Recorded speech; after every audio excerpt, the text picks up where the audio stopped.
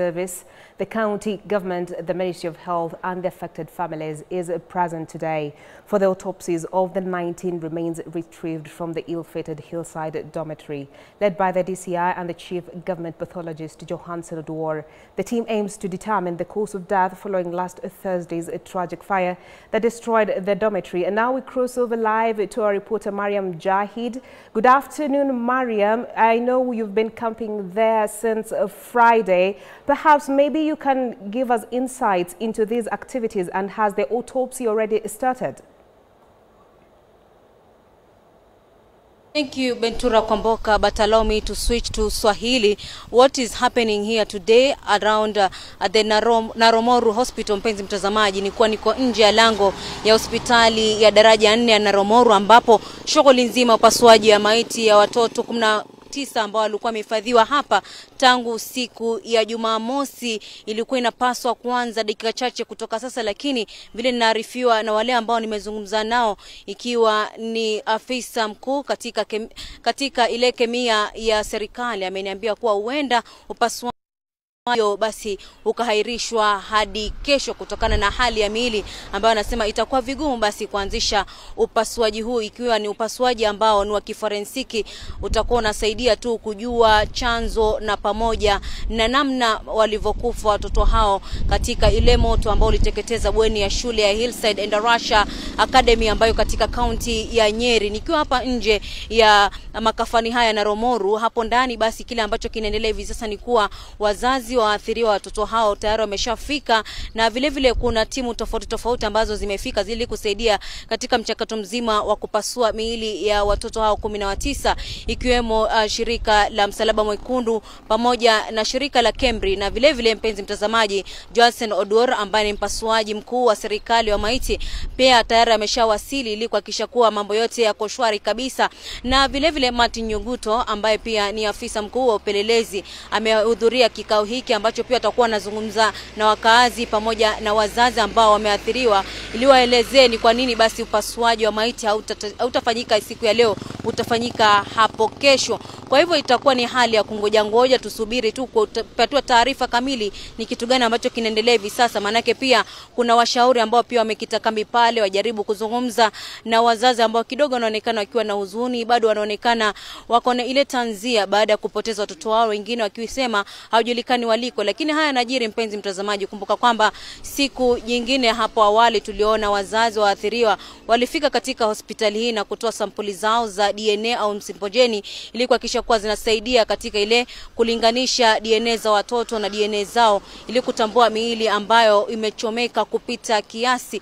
Lakini hapo jana nilizungumza na mzazi Angeline ambaye aliniarifu kuwa mtoto wake ambaye anaitwa Theuri ilikuwa ni vigumu sana kuamini kuwa ameaga, akisema kuwa anahisi mtoto wake yuko hai, maana wale ambao alikuwa amezungumza nao ama wale ambao walimuona mtoto ambaye ni wa karibu nao mtoto wake basi ama rafiki, anasema walitoka na waliokolewa baada ya mkasa wa moto katika shule ya Hillside Endarasha na wakafunikwa blanketi na wakaambiwa ingia katika darasa. Lakini mzazi wa mtoto huyo alikuja akamchukua, lakini mtoto wake kutokana na ile hali kuwa haoni mwenzake ama haoni familia yake yote, maana yeye ni mzazi ambaye anaishi katika kaunti ya Mombasa, basi huenda mtoto huyo basi alianza safari na kwenda. Lakini hiyo tu ni ile taarifa ambayo nilikuwa nazungumza naye mzazi Angeline ambaye anahisi kwamba basi mtoto wake yuko hai na haisi kuwa mtoto wake yuko miongoni mwa miili hii 19 ambayo yuko hapa nyuma yangu imehifadhiwa katika hospitali mpya ambayo ilifunguliwa hivi majuzi. Na kile ambacho pia nafahamu usiku ya leo mpenzi mtazamaji ni kwa pia tutakuwa tunazungumza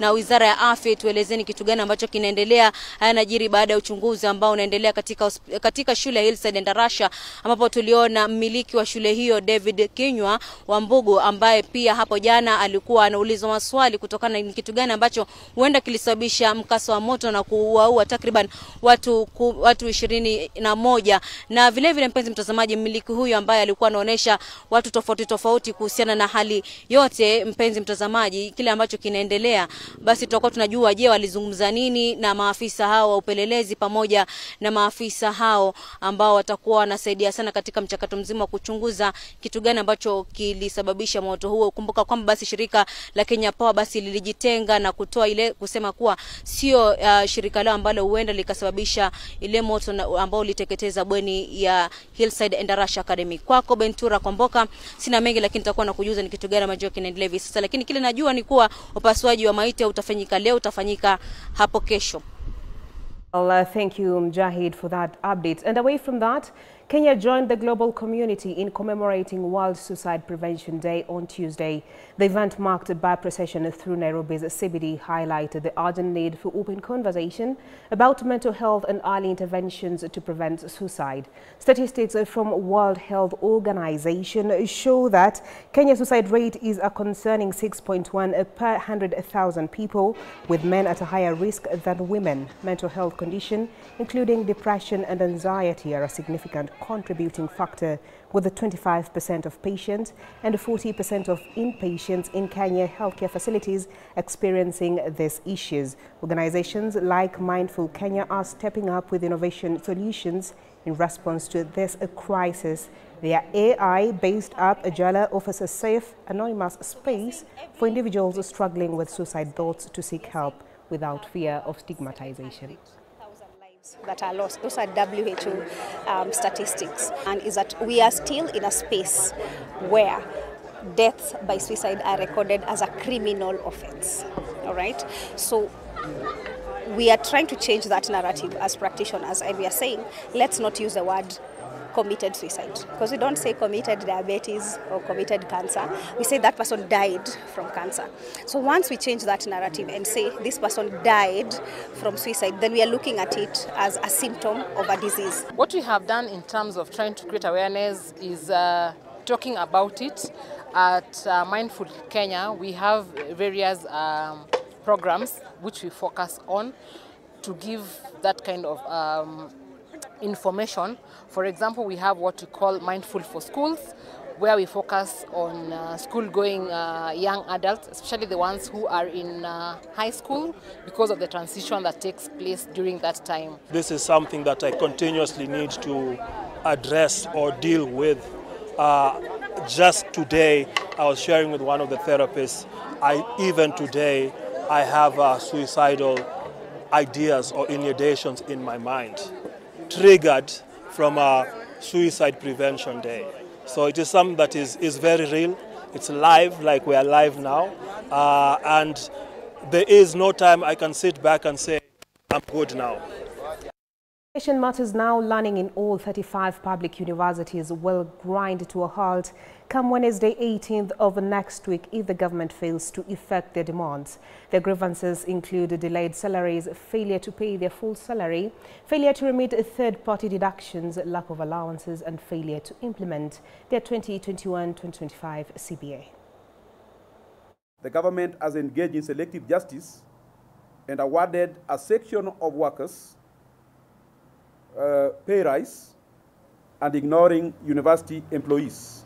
In the meantime, staff have restrained themselves thereby, giving the government and universities adequate time to negotiate with us respectively. Instead, we continue watching corrupt cartels plundering public funds while university employees and their families go hungry constantly, being reminded to be patriotic. Now, therefore, in view of the foregoing, we take a position and demand and state as follows.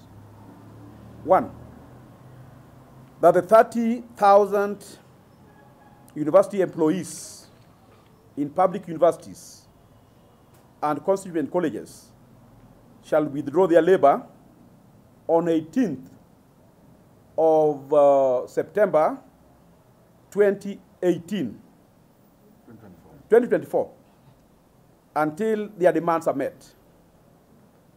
That there will be no teaching or any work activity in the universities with effect from the expiry of the strike notice. Tumekuwa tukihadiwa na wale ambao wanasimamia vyuo vikuu na serikali ya kwamba kwa miaka 5 iliyopita sasa tumekuwa kwenye meza ya mazungumzo, majadiliano na hawa mabwenyenyi ili kwamba wafanyikazi katika vyuo vikuu wapate nyongeza marupurupu. Tumekuwa tukipelekwa tu, tunaenda kwenye meza ya mazungumzo, hamna chochote ambacho tunachokiona tunakuja kwenye wafanyikazi, na ili hali wafanyikazi wa umma wenzetu katika idara zingine za serikali wamepata nyongeza kwa marupurupu yao.